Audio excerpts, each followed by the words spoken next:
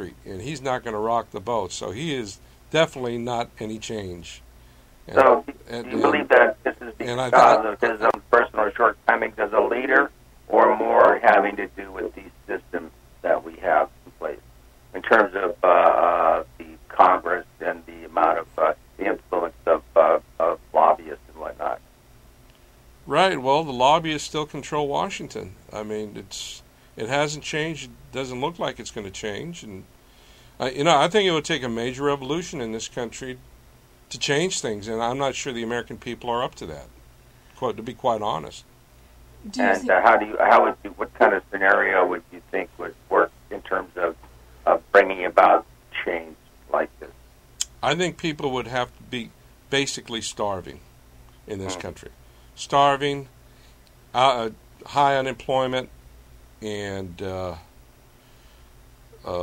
lack of economic growth before people really start seeing some light and some leadership. We're not getting any leadership from the traditional organizations that have brought about leadership in this country for working people. That's mainly the labor unions. The labor unions that basically have sold out.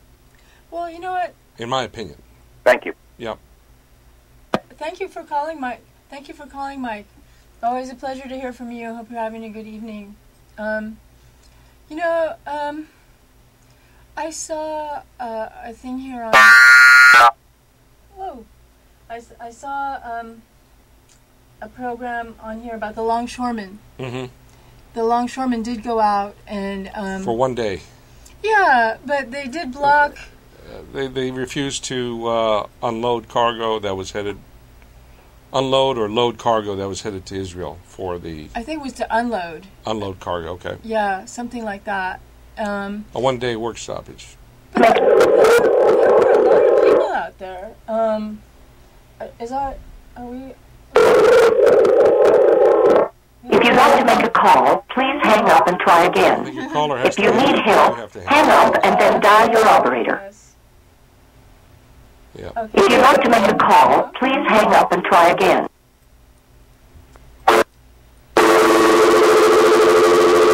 Okay, well, until we get another call. Yep. Do we have another call? I don't know. No, it would light up down there. Okay. But in any case, I think that people are trying. And what's happening is that, if I can just throw my 59 cents in, that I think that, I think people are trying, and I think people are more aware, and we just have to, I'm really into Marshall McLuhan and the whole idea that the whole concept of all of our reality is through the media. Well, it pretty much is now, yeah. Yeah. It's pretty much manifested in what we see on TV and now the Internet. I mean, the Internet has incredible possibilities, and unfortunately this administration has plans to shut it down if things get out of hand in this country in terms of social or economic defiance. They have a cyber command center already set up that they've pumped billions of dollars into, that they intend to use to shut down the Internet in the event of any kind of what might be considered a national emergency. And that's scary, because now the Internet's now considered like the main organ of where all communications take place in this country. Speaking of the Internet, Julian, yeah. I was wondering if we could show your website right now, which is going to be up for 2 weeks. Well, it's going to be up indefinitely. Cool. Yeah. Okay, so I am going to go to Panel and take, and there it is. All right, yeah, that was the website that was constructed when I had a program here on Public Access TV, and it'll continue to be left up to direct people towards a new program that I'm going to be doing on local internet radio here in a couple of weeks. On FCCFreeRadio.com, I'll be doing a program on Thursday nights from 10 to midnight on FCCFreeRadio.com, which is an internet radio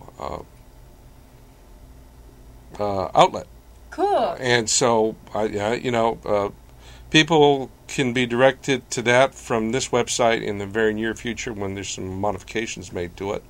But that's where you'll hear Deep Politics in the very near future. And it'll be a live show from 10 to midnight. And actually, people can tune in now if they want to check it out. FCCFreeRadio.com. Oh, very good, Julian. Yeah. Yeah. And I want to let you know you're the first one to have the scoop on that.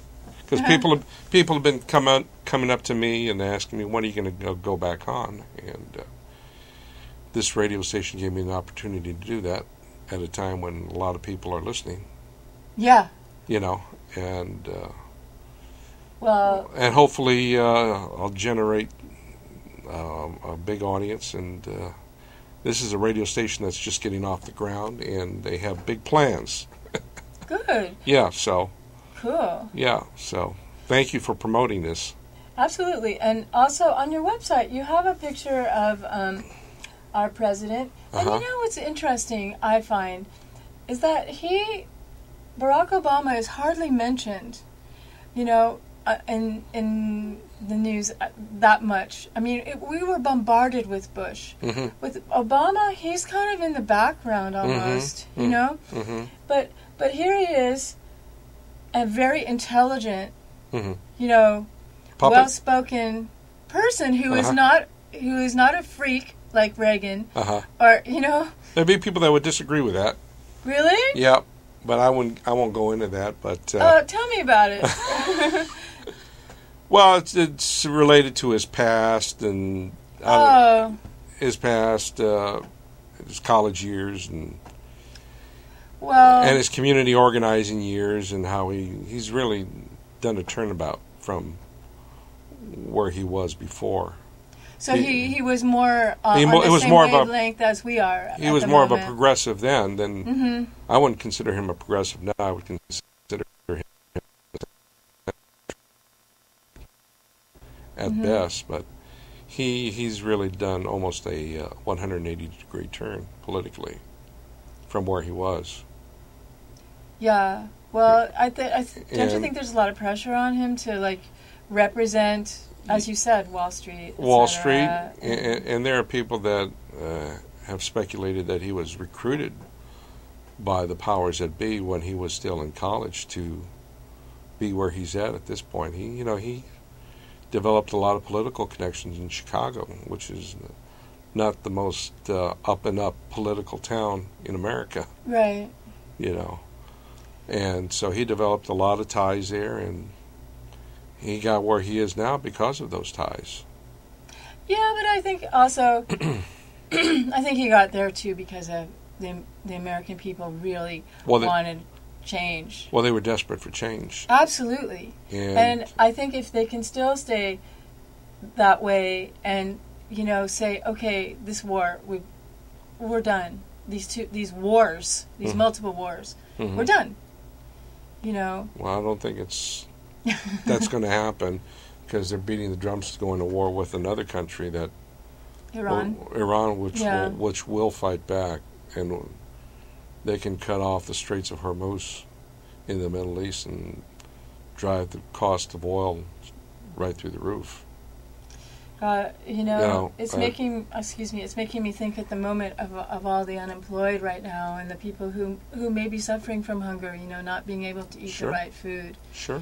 And, you know, in this country, and it's getting worse. Going on. It's still getting worse. Where do you think you'd like to take people on your radio show? Are you going to? Well, I'm going to continue where I left off 7 months ago when I was last on the air here, and we're going to take it a little deeper because it'll be a 2-hour show. Wow! And I will have guests on live in the studio. We're going to go further into depth of what's happening in the sub-rosa aspects, the sub-rosa world of the military-industrial complex, which is basically what I cover, the crimes of the military-industrial complex. So we're going to go further into depth. I intend to have some interesting authors on, and researchers and movers and shakers locally, and I think it'll be interesting to do radio.